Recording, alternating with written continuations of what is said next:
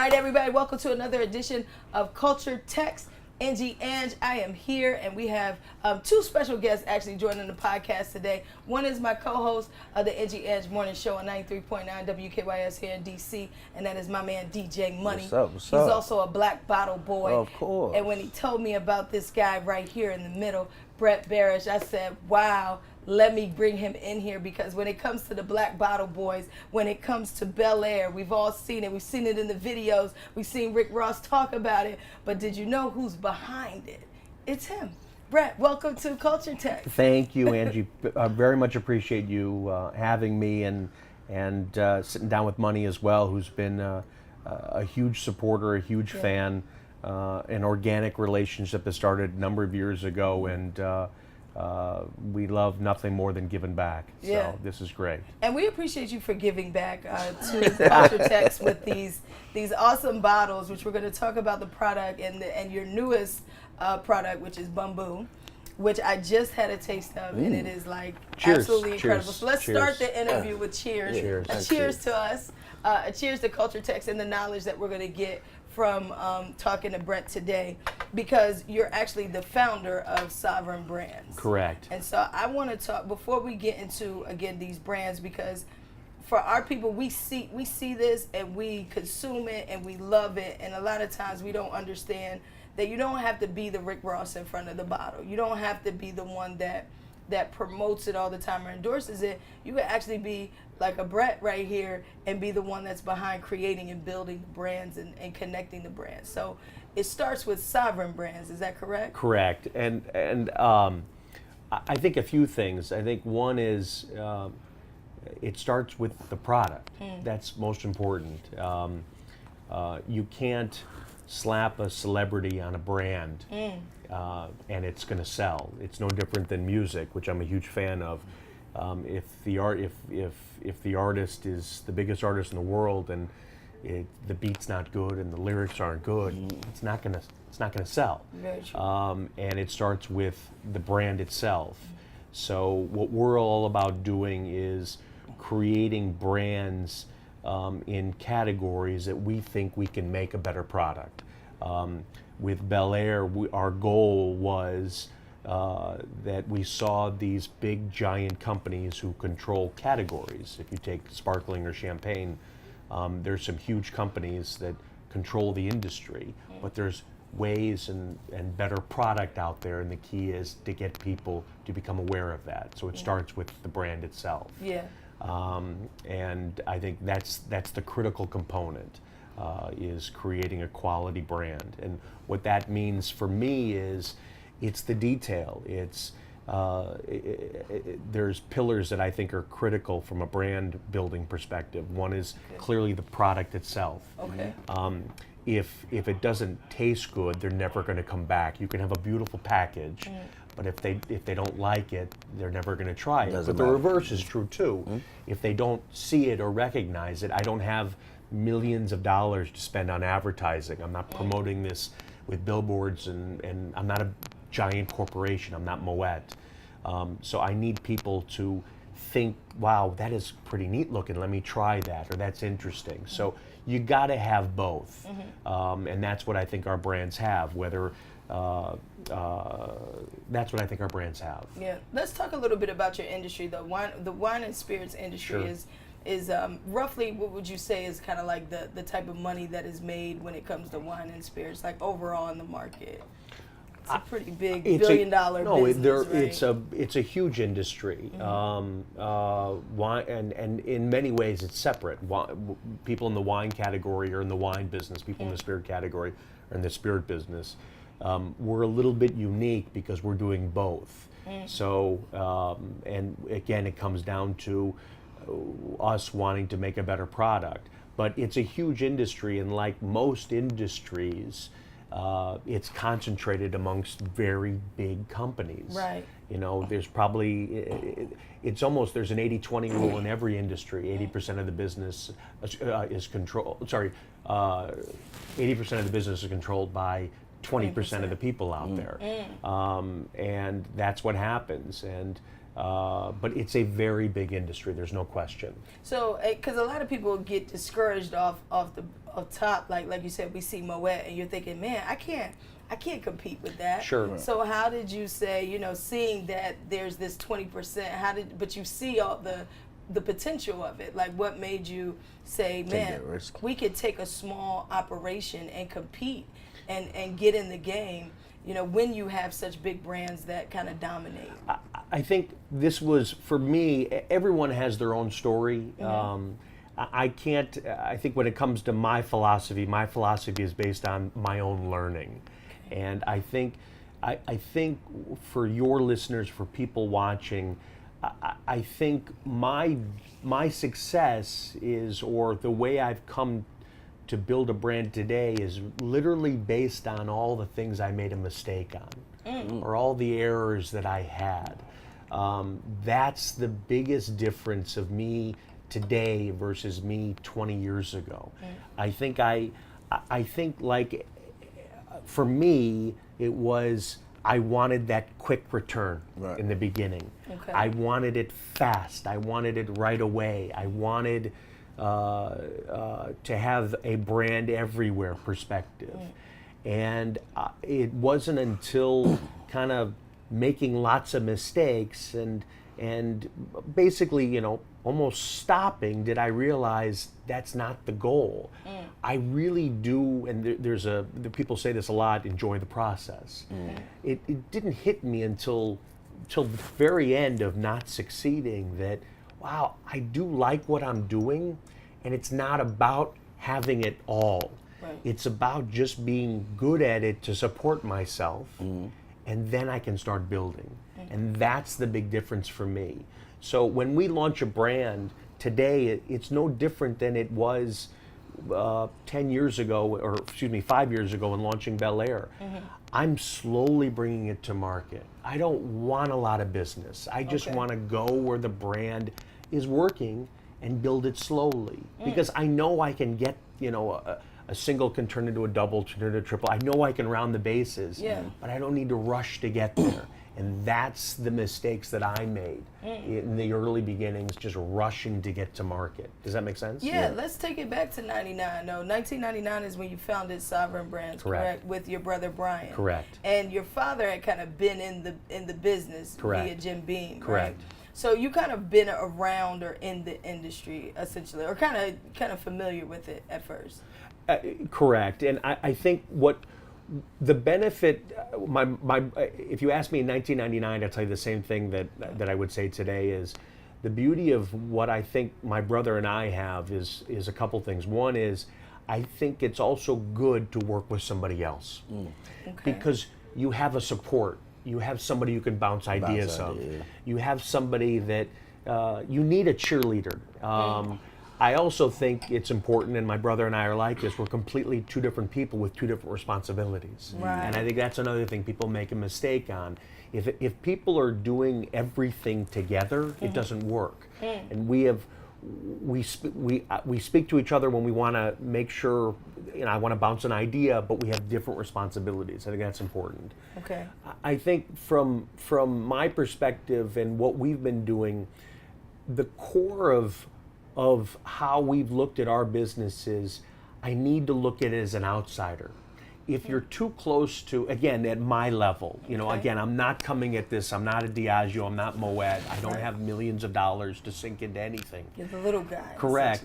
Is if you're too close to any industry, you don't see the opportunity. So I can't even walk into a liquor store today because it's overwhelming to me. Meaning I need to have my own view of the world and how things are done. And if I'm too smart in the way everyone else is doing it, I don't see how to get there. Does that make sense? I'm curious about that. So is that from the standpoint of like research in a sense? Like you prefer not to know like everything that's out there as opposed to just kind of living like the regular like a regular everyday person? I'll give you an example. Belaire. If I was solely in the industry, I'd be following what everybody else in the industry is doing. Gotcha. And in this category of champagne sparkling, This brand is going to be, this will be our biggest brand. It was just released. It's called a Brut. And a Brut style, this is Belaire Gold. And a Brut style champagne is your traditional champagne color. This is the leader. Okay. We decided I didn't want to launch with this because this is what everybody does. Everybody launches this first, and then you do a rosé, and then you do a what's called a demi-sec, and then you do something else. We decided I'm going to launch rosé first. I want to make a name for myself first, which is the opposite of the industry. People don't do that. Okay. When we came out with this brand Belaire Rosé, people said the trade, when I say the people, that's the industry, said we're nuts. This is crazy. You can't put a rosé in a black bottle. Right. You can't see the liquid. Right, I was saying because people want to see the rosé, Correct. the rosé color. Yeah. And again, 20 years ago, I would have said, okay, we got to change this. Right. I gotta do Brut first. I got to come back with my rosé. Right. But, when I presented, I tell a story, and I tell it internally to our own people. I remember being at the distributor meeting in New York and visiting our distributor and showing them the brand, and they said, you can't price it the way you did. You can't put it in a black bottle. You can't launch rosé. You're not going to sell more than 500 cases. We sold 15,000 cases the first year. Wow. But that's where, from my own view, is I need to do things differently to get attention because I don't have what everyone else has. And that's where it's kind of, I understand our industry, I know what everyone is doing, but I got to look at it from an outsider. And it's combining those two goals. Now I hear visibility is always like a way that you need to market your product. Sure. But I feel like in the black bottle, of course, and I was gonna bring that up. I felt like the way that you did that is almost like it almost made in a sense the other brands look at you to see what you were going to do next, and kind of like necessarily maybe kind of get scared a little bit. I felt like because you weren't doing the normal act. It was working. And it was working. Correct. Was that necessarily was your plan when it comes to how you came up with the black bottle? Because I was always curious about that. It's for me, it was making an impact on a category. Sometimes you need to be different. You know, we just it's an example, but and we just launched this brand, which is Luxe Rosé, which is it's a combination. It's an essence. It's the bringing together of our rosé and our Luxe brand, and it's shout to Thug. And I was just going to mention, Thug would be my example of somebody who he's his own person, young Thug, but he's doing it his own way, and he's not changing for anybody else. This is who he's always been, and he's putting himself out there. Right. That's what, to me, a brand is sometimes, is just putting yourself out there the way you are. This is what we wanted to achieve as a brand. And I think sometimes, you know, they say, what is it? Imitation is the best compliment. It's flattery. I think there's no question we've seen that, and it's happening. 100%. But what I also think is neat, and Money, you'll appreciate this, is something started with our brand, which is called Black Bottle Boys, Black Bottle Girls, the Black Bottle Movement. It's not something we started. That's something you started. It's something a fan started. It's something where we saw out there, people started referring to themselves as Black Bottle Boys, Black Bottle Girls, Black Bottle Movement. And that's where, again, from a brand's perspective, or the way we approach it is, embrace what's happening, because that's your supporter. Those are the people.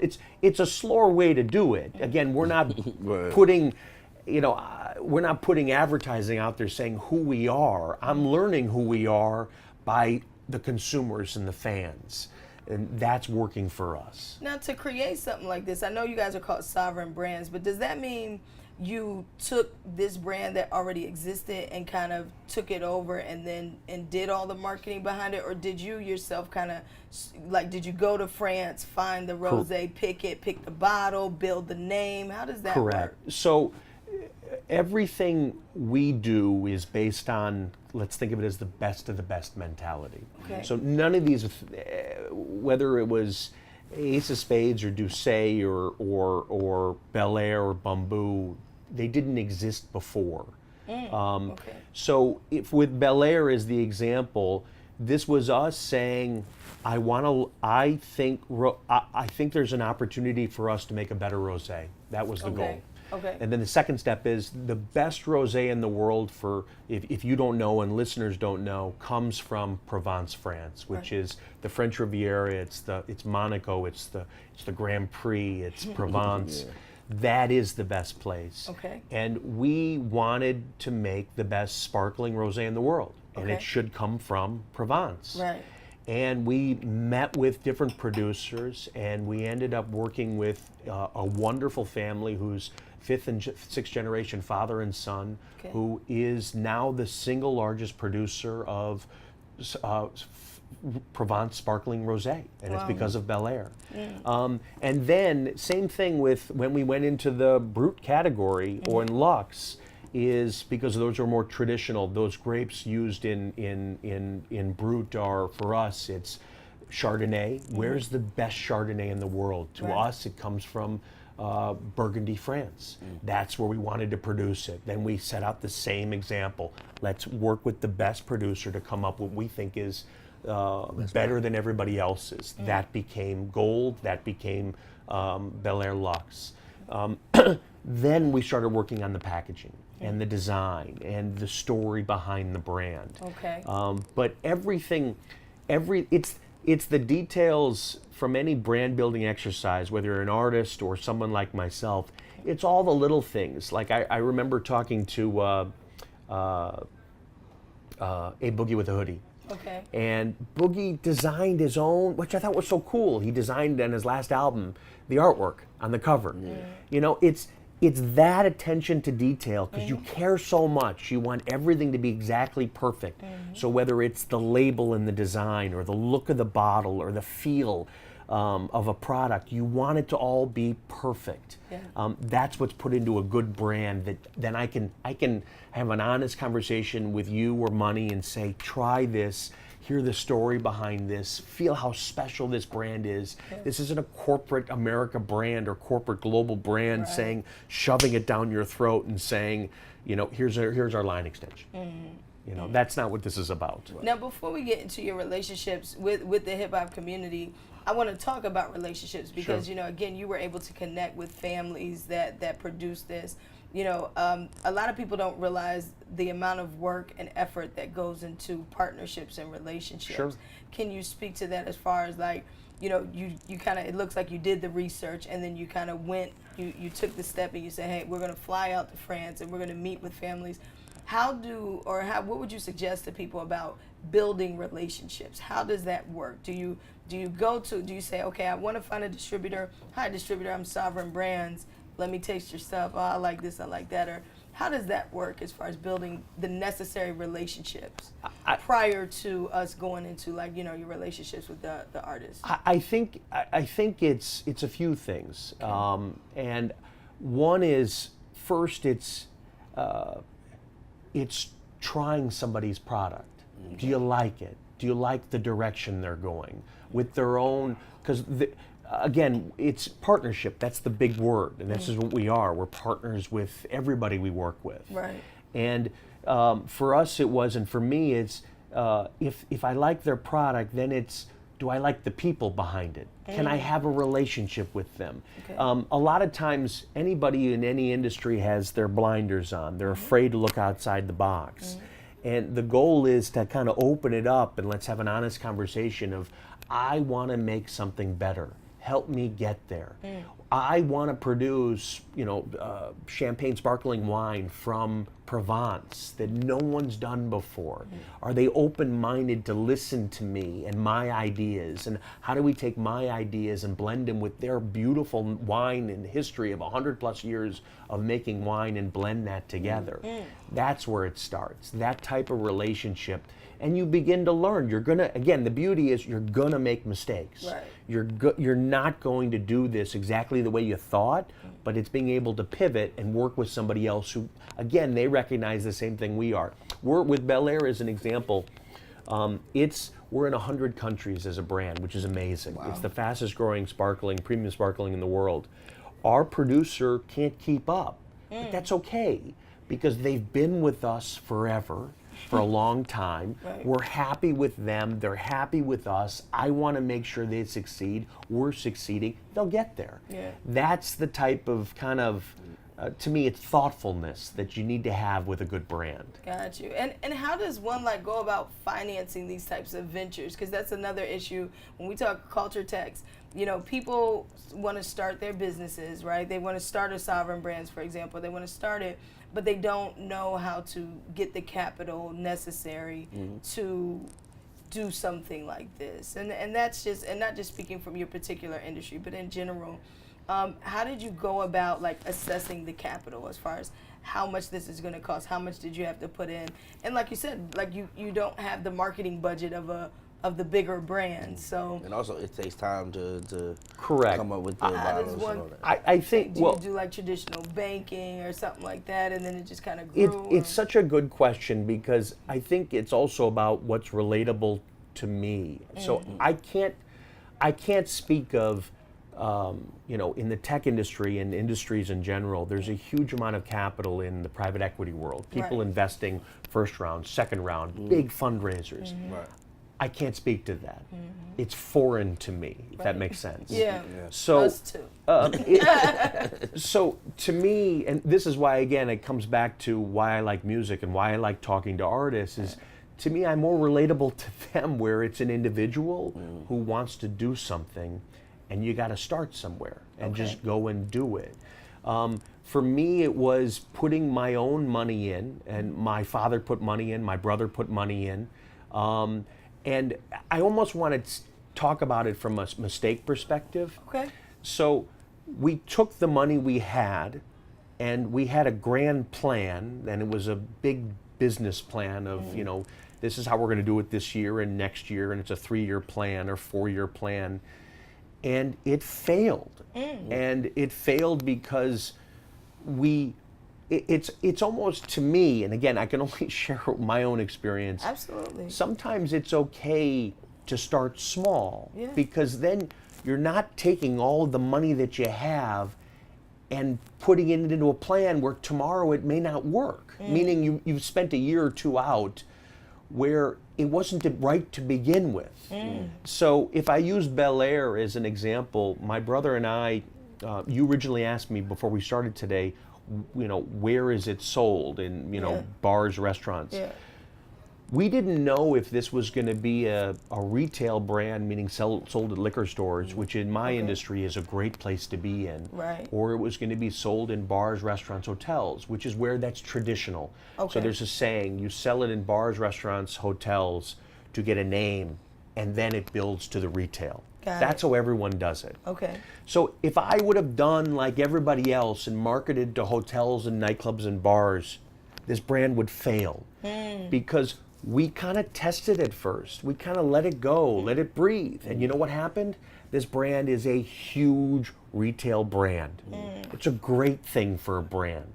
But it was up us saying, kind of trying things, what works and what doesn't work, kind of taking a walk before you run mentality. Right. That's where we found success, and we do it on every one of our brands. So basically, start somewhere, use your money, but not all your money. Correct. Use enough where you can at least test it out and see what's working and what's not. What's working and what's not. Correct. And then just kind of build from there. To me, it's, and again, I'll use an artist example, which is, to me is relevant, is, I can't remember, I think it was Russ, the singer Russ, who he puts a song out on SoundCloud. He is seeing who his consumers are, who likes it and does it. He starts noticing, and in the state of Washington, they loved him. So what did he do? He went to Washington.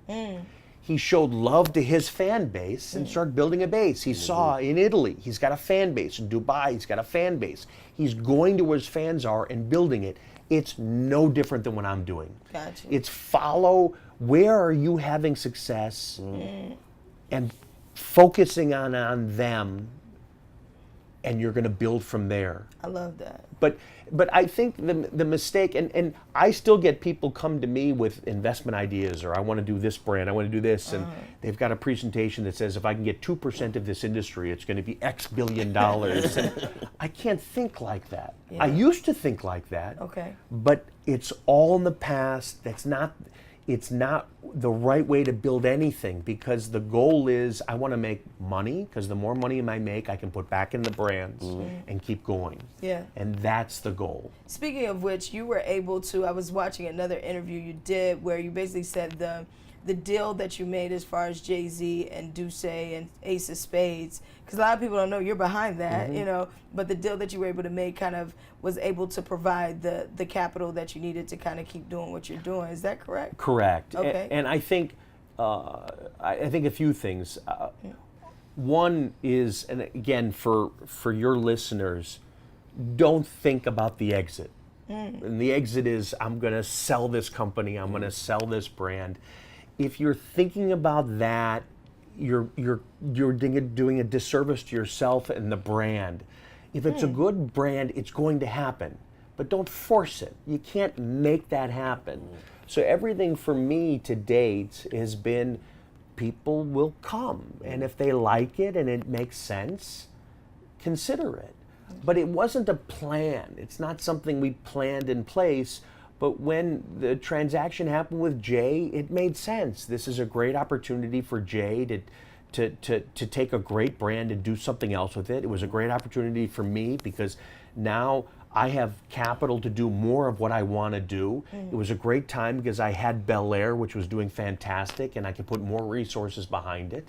So it just, everything for me has been, again, based on past mistakes. It's kind of, you got to take steps to get there. Right. So the first step gets you to the next one, gets you to the next one, and that's what it's achieved for me. That's interesting you say that, because I feel like most business people are taught to like build a business with the exit strategy in mind. You're kind of the first business guy I've heard say, don't think about the exit, because they say you should build your business knowing that basically people, the idea, and this is what that's why I love talking to different people to understand, because a lot of times when I talk to business people, they say you basically are building a business to sell it, you know, and you kind of have a different... Yeah, and I tell, if it was my best friend or in this conversation, this is just my opinion. Yeah, absolutely. So to me I think if you set expectations too high, you're going to fail. You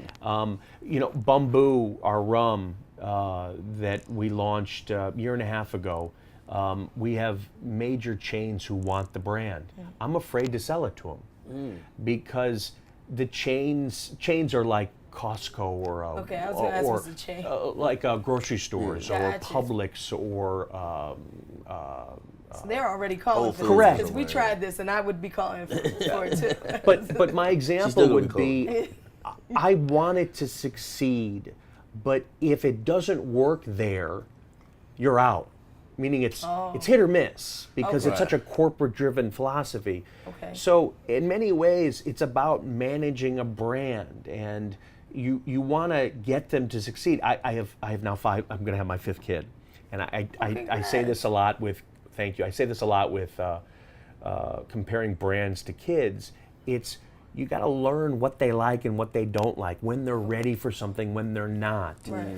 With BUMBU, it's a brand that I had been working on for 6-7 years before it was ready to be introduced, meaning the bottle design, the name, the product itself, the cork, because it's big and long and you could bite it, and I wanted something you like pop it out of your mouth like a pirate. The story, everything was unique about it. We introduced it to our whole sales team in January 2 years ago, saying we're going to get ready to launch this, and then 2 weeks later we decided, no, we're going to wait a year. Wow. We're going to wait a year because because one, Belaire was doing great, and I wanted to make sure Belaire, everyone's happy, and I didn't want to introduce another brand yet. But the 20 years ago, Brett would have been, I got to get this out. I got to get this out. I got to get this out. There's no rush. So it gets back to the exit side. I think it's misleading to. It's about the brand. Again, I come from. Whether it comes across or not, I'm very passionate. I love what I do. Absolutely. I don't have an alarm. I don't need to. I wake up every day. I have no hobbies. I love what I do. Good So job, if you Brad, have, 'cause I don't if you hobbies have, either. Somebody asked me that the other day, like, "What's your hobbies?" I was like, "Damn, I go home and research. radio. I But love that- radio. but- yeah, but- it's like but- you love it. But Like, that's where that is the hobby. that's where it starts. You Yeah. have to really enjoy What you're do. doing. Yeah. Because if you're putting it all in and you're succeeding, Yeah. then it'll all come. Rhapsody said to me, who I'm a huge fan of, the artist. she's dope. You know, she's like, as long as I got gas in the car to get to the studio, I'm happy. good. I'm Yeah. good. That's what this is about, and I think that's where it starts. It's about passion for something. You'll get there. You know, this brand is Belaire is a big brand today. I've enjoyed it the day I launched it. I enjoyed it, you know, a year into it. I'm in my 4th year into it. We just launched Lux Rosé. I think this is going to be a huge brand. Definitely. But again, it's a cliche. Enjoy the process. I've Yeah. enjoyed every step in the way. I don't know what the future is going to look like. That's okay. It's okay. You're rolling with it. Correct. I want to talk about your high profile partnerships though. You know, again, first time I ever saw Black Bottle was Rick Ross. Yeah. And then I've seen the expansion of this brand through Black Bottle Boys, through WMG and all of that. So you talk a lot about connecting cool, essentially. Like, you can't pay for cool. Correct. And I think a lot of the big marketing companies, things like that, that's what they'll do. They'll pay for cool. How did you connect with Ross? Even with Jay, like, was he an endorser first, or how does that work? And how did you get into those circles where you're able to build those relationships and say, hey, let's be partners, let's do this? How does that work? All great questions. So if I miss out anything, I ask. hit a bunch at one time. I'm sorry. The first is, and again, it goes back to what I've learned to date, is I used to say yes to everything. Okay. Saying no in business is the most powerful thing you can do. Meaning, I can't do that sponsorship. I can't do. People ask you for everything. This is true. And the ability to say no is a powerful thing, because you want people to respect your brands and what you're trying to build. And everything to date, whether it's JAYZ or Rick Ross, people heard about the brands. Okay. They saw something they liked. That's my goal. I want to create, you know, I have a saying, I want you to buy 2 bottles. One you open, the other you keep on your shelf. True. Okay. You want to show it off. I think I want cool brands. You mentioned the cool factor. My dad says this. My dad says you can't buy cool. Yeah. You know, and that's what big corporate brands do. They want to own a space by buying the space. Yeah. I want to own the space by people discovering. That's who I am. I want to discover and feel like I found this. This is mine. So Ross found this, like he everybody- just was out. Correct. And They heard about this brand. They were supporters of other brands in other ways, meaning they knew. And then it's the approach of like money as an example, which is to me no different than Rick Ross. They wanted to be involved in the brand. And then it was us saying, well, they're supporting us. How can we support them? Okay. And it became a conversation. Rick, how you love our brand. This is great. I would love to work with you. Let's try to figure out a way to work together. And Rick has been a huge supporter of the brand. Absolutely. It almost seemed, I thought it was it. I thought he had ownership of it. How does it, like, is there an opportunity? And that's something I try to that I'm trying to help us learn more about, is like, again, we're very good at representing brands. We're very good at endorsing brands. We're very good at making brands cool. What I usually don't see from us is the opportunity for ownership, for equity, for the type of partnership where you go from being the one that's getting paid to hold that bottle and drink that bottle to you're almost like in a position, not necessarily in your position, but in a position to have some sort of ownership with that brand. Again, with the J, he acquired the ownership, right? Correct. He has that mentality. Correct. Though. A lot of people don't tend to have that type of mentality versus saying, you know what, man, I love this and I can make this look great. How do you get from being the one holding the bottle to being the one getting some equity in something like this? It's a great question, and I think I think a few things. One is,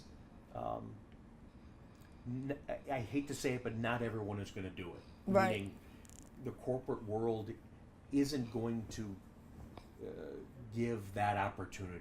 It's Makes just a sense. reality. Absolutely. There are certain people or certain companies that could and would. Right. I'm one of those. I want to see everybody succeed. Gotcha. I want to see them do great. I'm more excited about seeing Rick do really well with us than I am for myself, because he believed in me enough to want to be a part of this, and I want to see people succeed. So I think you got to have that conversation with people and see where's the opportunity for you or that artist to work on something. I think also, you gotta make sure you're working with a company or people who know what they're doing. And that's a big mistake. I think there have been lots of opportunities for artists. They end up working with a brand. Right. Maybe that's just not good. It's not, it doesn't have that authenticity. It doesn't have that true story. The wine isn't good. Or so there's been lots of failures in the space. Right. But my thing or my recommendation is I'm out there, work with me. Yeah. But I think there's a second side to it too. I Okay. think Rick or Khaled would be great examples of people, artists who are embracing brands Okay. and saying, I can support you and I can show you off, and it makes me look good too, meaning themselves. Yeah. I think a lot of artists are afraid. They're afraid of They see somehow. failures Well, and not the stuff. failure. They're afraid of that. It's somehow it's not authentic. Right. If you like a brand, it's authentic. 100%. That's where it starts. So I think it's a little bit of a balance. So, but I think there are people out there like me who are supportive and want to work with people like Rick or Young Thug or Lil Wayne or.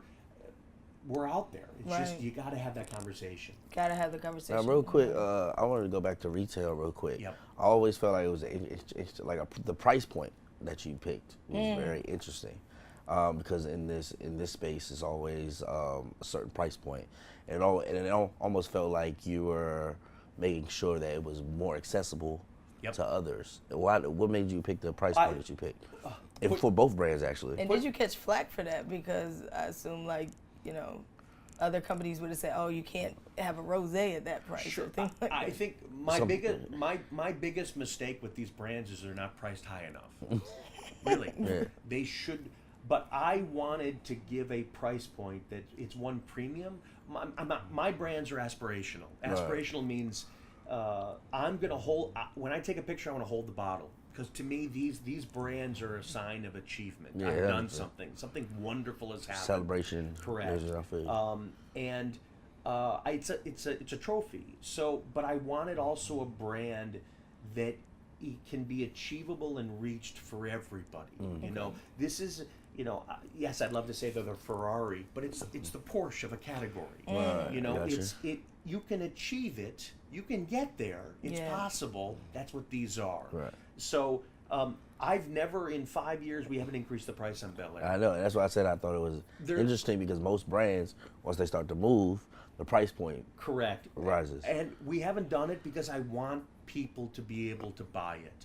The other is, which is interesting in the champagne category, which is, I'd forgotten about this, is the prices vary based on different style of cuvee. Rosé is this price, Brut is this price. We line price everything, meaning it's the same price. Right. So I wanted people to be able to buy multiple bottles that they feel like they're getting a good quality, a great quality product. And they won't be disappointed. Correct. I always was Correct. interested in that. Now I want to switch gears a little bit and ask you. These are all questions from our Culture Tech audience. Sure. That when they found out we were interviewing you and they've done their research on you, they wanted me to ask. I have to drink while you these ask. questions. Absolutely, take a sip. Actually, with we you. should all take a sip because this BUMBU. Not that I'm an ambassador. Let me just preface this by saying I'm not an ambassador, but I've never had anything So for your audience, like this before. So BUMBU. you're my example. You never tasted it before. Never. I I'm didn't even know assuming this you were existed. Not drinking rum before. I have drunk rum before. Not this. but I've had rum. We wanted one. I think in the brown spirits category, brown spirits would be whiskey, cognac. Yes, I love brown spirits. Bourbon. Yes. Rum to me is the best. It has the most character, the most feelings. It's universal. You can make pina coladas and mai tais, right? And rum and coke and Says dark and vacation. Stormies. Correct. Says vacation. Great in summer, great in winter. Yes. But I wanted to give a better product where, if you wanted to do what we're doing, which is just drinking it straight, not even the rocks. Straight, not the rocks. Just taste it. But this incredible. is it's made from 8 different sugar canes from 8 different countries, which is beyond rare. So it's like, to me, it's like grapes, Chardonnay and Pinot Noir and different grapes from different regions all taste different. Sugar cane's the same thing. It's from Barbados, which I'm sure most people don't know. That's the original rum island. That's where rum came from. It's aged up to 15 years. Wow. It's in 40 countries today. We're out of stock every single month, which is amazing. I know why. And it's the fastest growing premium rum in the U.S. right now. It's incredible. It's incredible. So yes, BUMBU. Yes. Double. Had to get that. Amazing. Yeah, you had to get that in. You had to let them know. One of the questions that we have, let me see here. You speak a lot about making the product as best as it can be, and it will sell. If you didn't have hip hop ambassadors so integrated with the Belaire brand, do you think it would still be selling as well? Yes. And my example is, again, I'm not in the music business.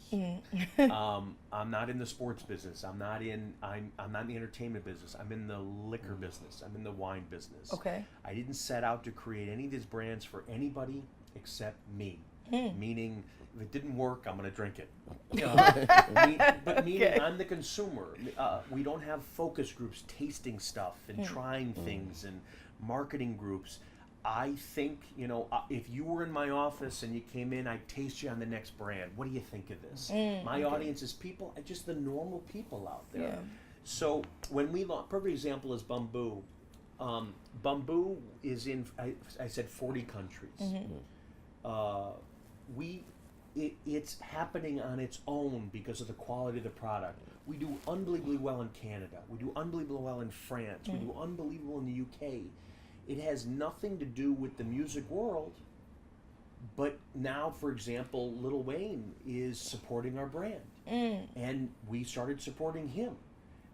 But it came after, meaning the brand has to work first. It has to be a real thing, and I think the artist community can help brands. Right. Okay. Does that make sense? Absolutely. They definitely. You're basically saying they accent it. They add to it. But they're not what makes it really go. You're not dependent on it. That's right. not. Brands, it's like icing and sprinkles on the cake, correct. But you've got to have your cake. You can't just have icing and no cake. Correct. It's like, I was giving an example last night. It's like a movie. You can put a bankable artist, actor in the movie. But if the movie fails, it's not good. Nothing to do with it. Yeah. It's not good. Yeah. It's got to be a quality product. Another question, can anyone break into the liquor industry, or are there many years of relationships that you need? To me, it's a very even playing field. Okay. Meaning, if you think about it from the way I look at it, like we've got a saying internally, no one's going to do it unless you do it. No one follows up unless you follow up. Right. Got it. No one is going to help you unless you help yourself. Very true. If you're dependent on anybody to make your brand successful, it won't work. The distributors today are very large. The retailers are very large. But if I'm waiting for them for my success, it's not going to work. So to me, that's why it's even, as long as you're thinking about it from your own perspective. That's any industry. That's any industry. Got you. Another question here.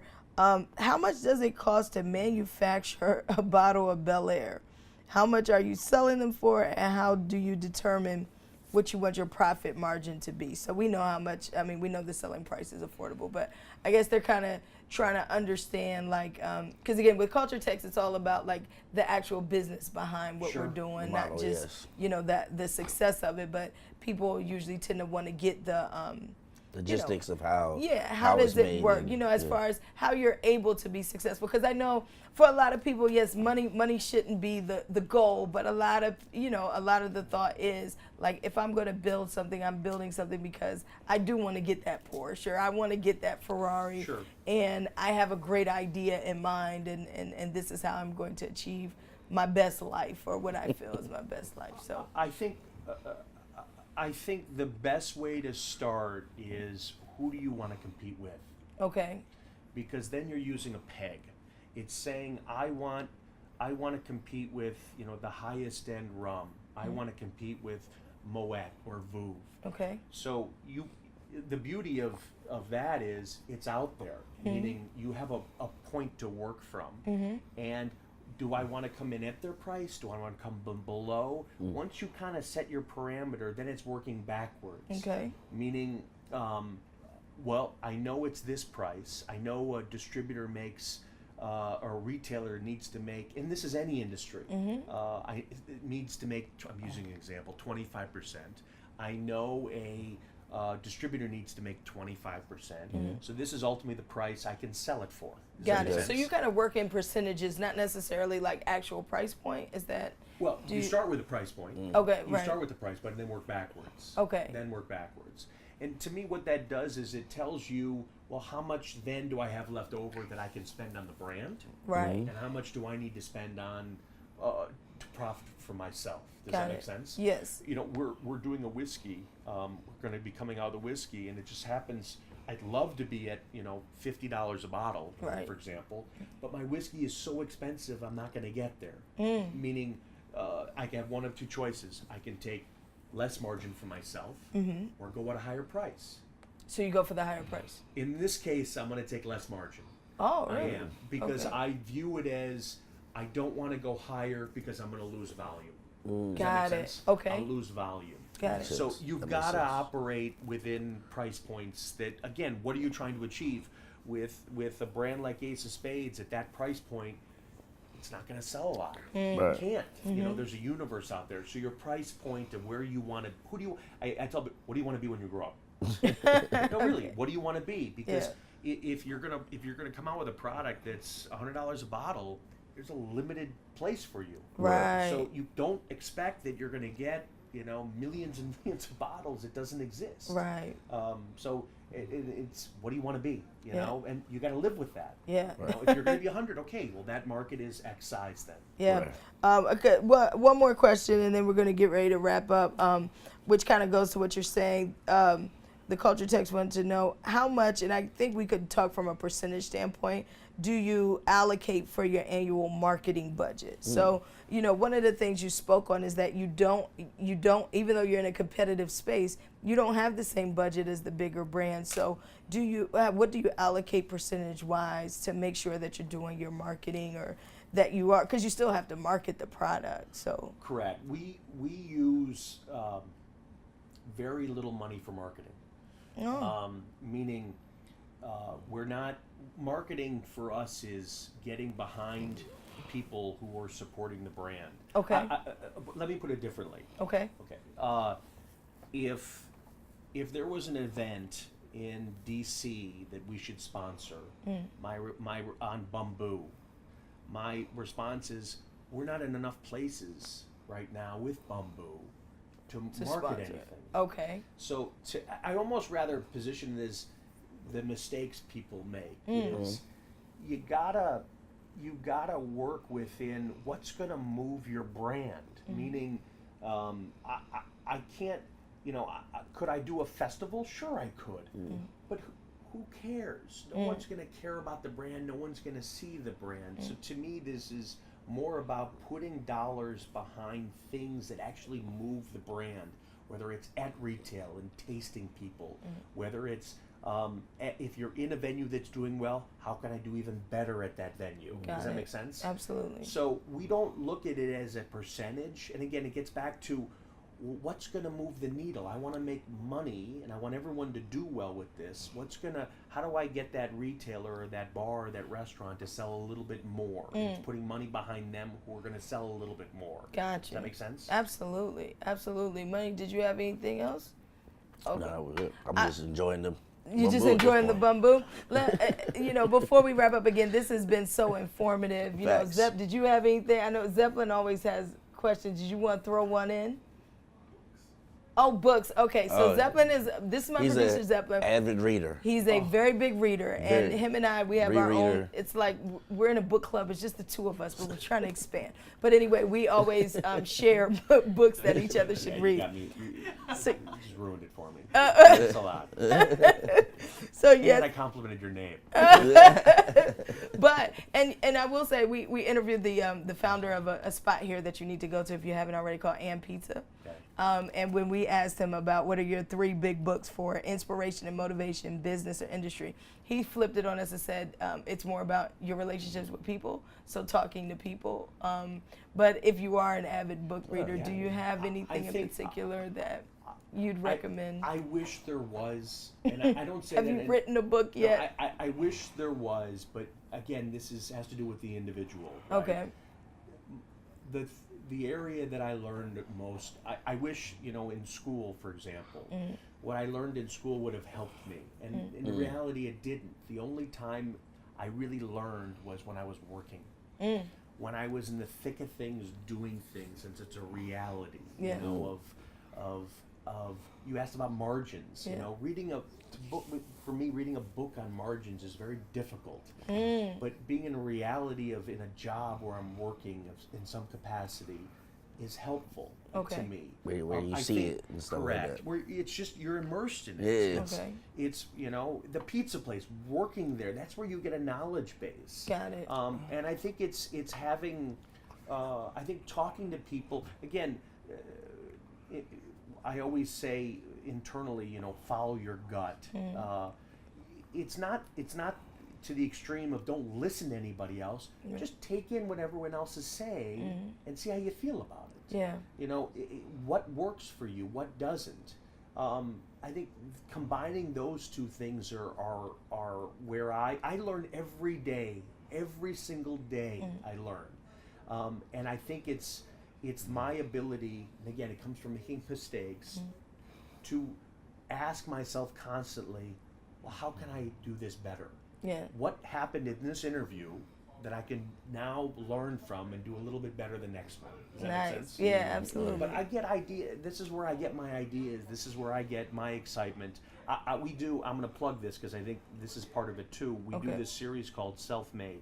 Yeah, very heard about it. Forbes magazine, it's on the internet, it's on YouTube, it's called Self-Made Tastes Better, and we did season 1 with about 10 artists, everybody from Rick Ross to Khaled to Rhapsody. Season 2 is with everybody from Fat Joe to Young Thug and Ski Mask. Slump God? Ski Mask and Slump God. But what I got from that, and this is where the book side comes in, is I wanted to hear their failures. Because listening to them is what motivates me and makes me feel good if I'm doing the right things. It's that honesty. And I think that's a place to point to, is listening to people. You always hear the success side. Yes. I don't want to hear the success side. Tell me I want the to know all failure. the crap that you went through in order to get there. Yeah. Because that's where you've learned something. Is there any failure for you that's kind of like a defining moment that maybe changed the way you moved as far as getting you where you are today? I think, well, it's a number. To me, it was a number of things on our first brand that all together ended up in a position of me saying, and I said this early on in today's interview, was I'm happy as long as I have enough to live on. I'm happy with selling a brand that much. It's basically bringing it back to a small little universe where I don't need much. Yeah. I'm pretty happy. So you're kind of minimalist, like Correct. kind of like, Correct. not and then focusing. everything went forward from there. Okay. My expectations are, it's literally every brand. We have a gin we're going to come out with. Every brand is the same thing today. We're going to try it. We'll see how it goes. We'll see how to play it.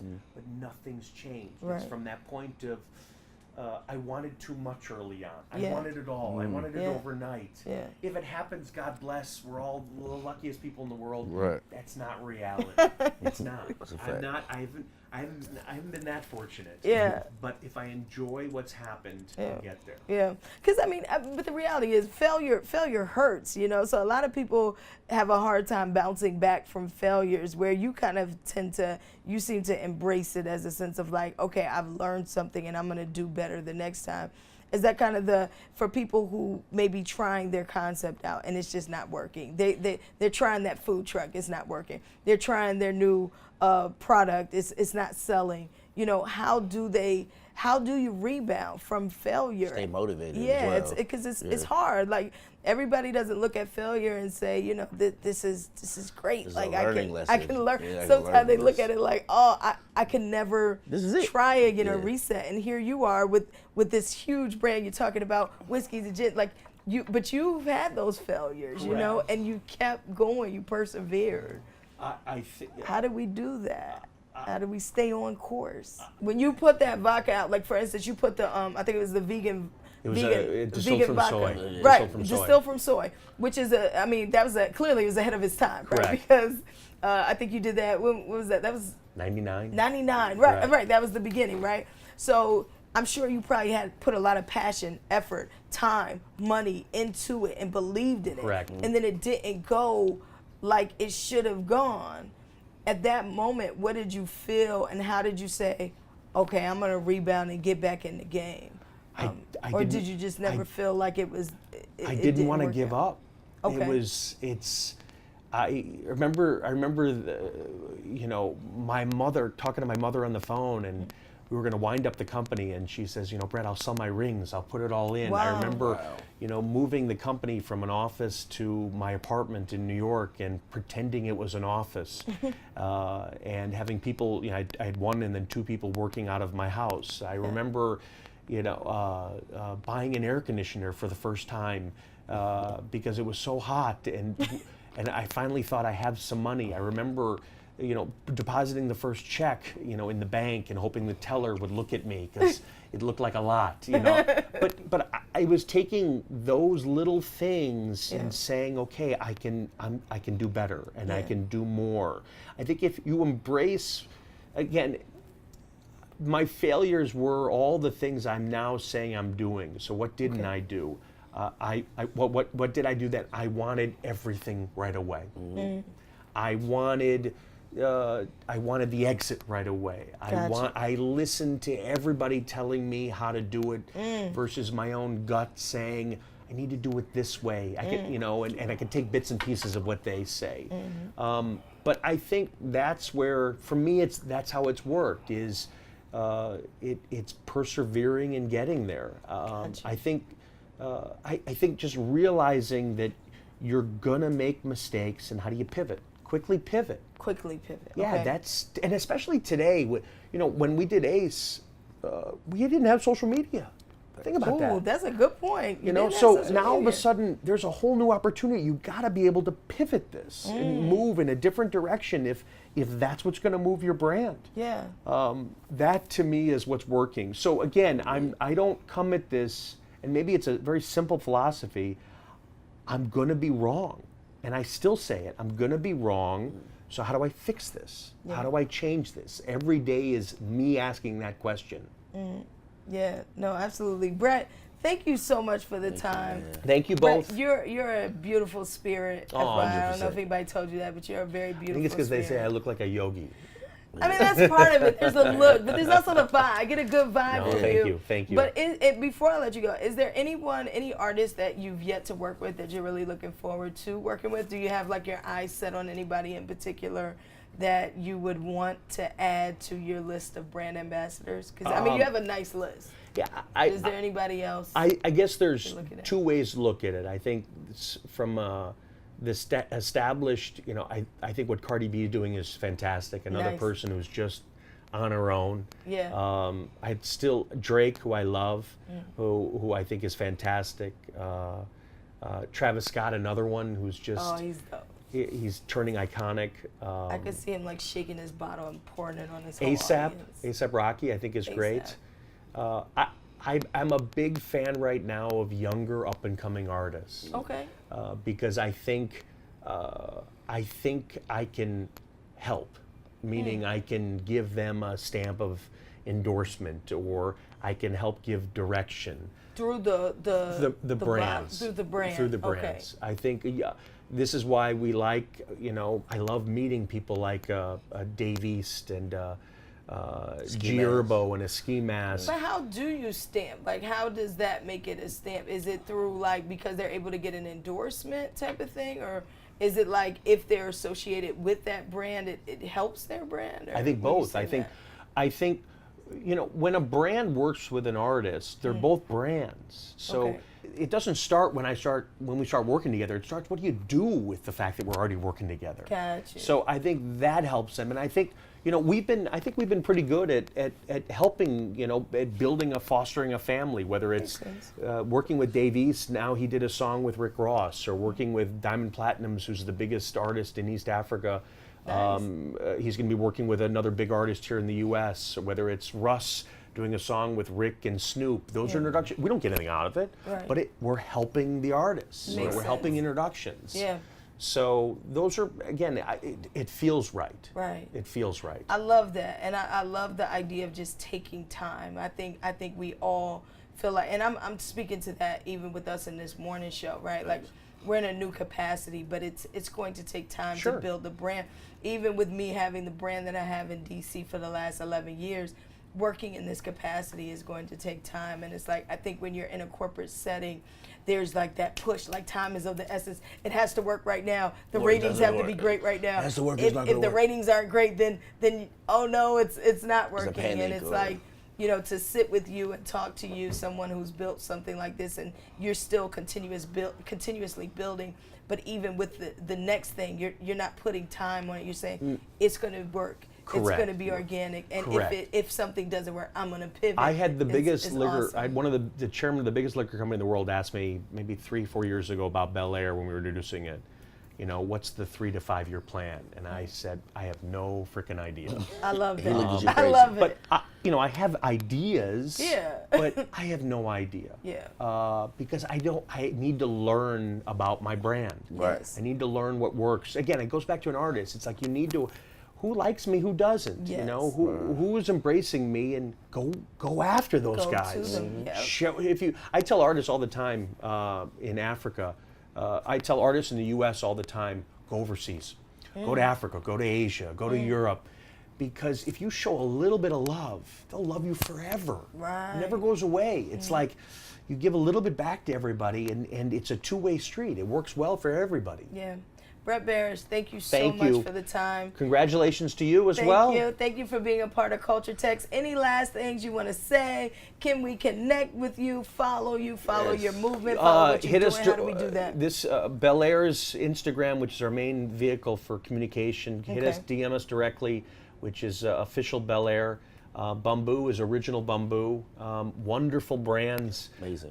If you want true quality, you want the best, I guarantee, taste it against anything else, and you'll never go back. Yeah. Great brands, and I'm always open to ideas. People share with me, please. Awesome. Cheers to you, Brett. Thank you so Cheers. much. I'm down to just a tiny bit left. Money, you're slacking. I finished the champagne though, so you didn't peep that. Okay, I got to get on it. All right, on that note, we out of here. Culturetects, Angie Ange, Brett Berish, DJ Money. This has been an awesome discussion, man. Thank you so much for the time. Thank you. Thank you. Thank you.